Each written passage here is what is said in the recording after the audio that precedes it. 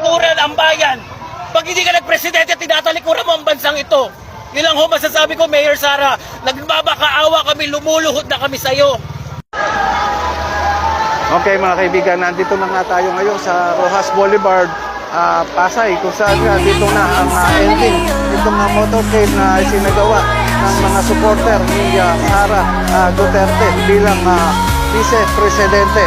Ito nga yung mga ginagamit na sasakyan at dito makikita natin na sinalubong ng mga tao dito, itong mga grupo ng mga nag-motorcade.